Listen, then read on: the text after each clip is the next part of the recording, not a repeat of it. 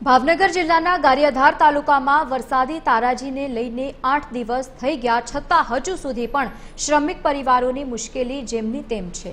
ઘર સામાન બધું જ ગુમાવી ચૂકેલા આ પરિવારની હવે સરકાર પાસે સહાયની માંગ છે।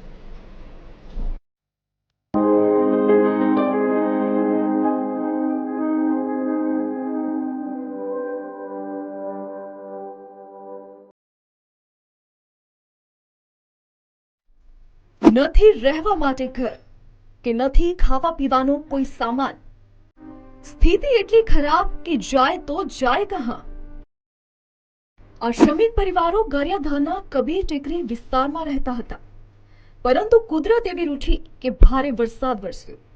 આ વરસાદથી ખારો નદીમાં પૂર આવ્યું અને પછી પાણી આસપાસના ગામો અને નીચાણવાળા વિસ્તારોમાં ફરી વળ્યા। ફસાયેલા શ્રમિકોનું રેસ્ક્યુ કરી તેમના જીવ બચાવી લેવાયા, પણ ઘર તણાઈ ગયા અને હવે આ શ્રમિકો મરવાના વાંકે જીવી રહ્યા છે। સાંભળો શ્રમિકોની આપવીતી। 8 દિવસ પહેલા વરસાદ આવ્યો તો ફૂલ પાણી આવી જતા મકાન બે પડી ગયા। અમારે કેવી નુકસાની થઈ? નુકસાનીનું બધું તણાઈ ગયું અને બધું જે હતું એ ઘર વકરી બધી દબાઈ ગઈ।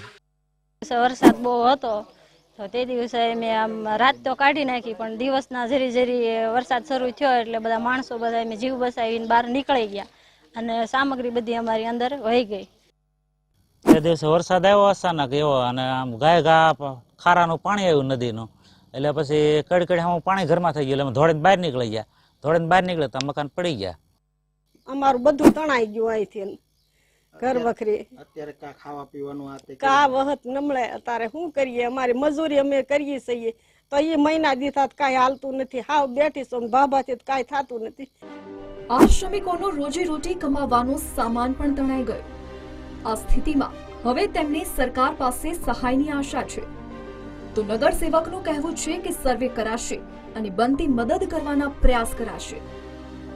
દિવસ પહેલા ખૂબ જ ધોધમાર વરસાદ ગારિયાધાર શહેરમાં પડેલો હતો, જેના કારણે આ નીચાણવાળો વિસ્તાર કહેવાય, એટલે ઉપરવાસમાંથી ભારે પાણી આવવાના કારણે અહીંના વિસ્તારમાં કડ ઉપરના પાણીઓ ભરાઈ ગયા હતા, જેના કારણે 3 થી 4 મકાનોને નુકસાન થયેલું, એટલે કે ધરાશાય થઈ ગયેલા, અને ઘર સામગ્રી ખાદ્ય સામગ્રી પણ બગડી ગયેલ।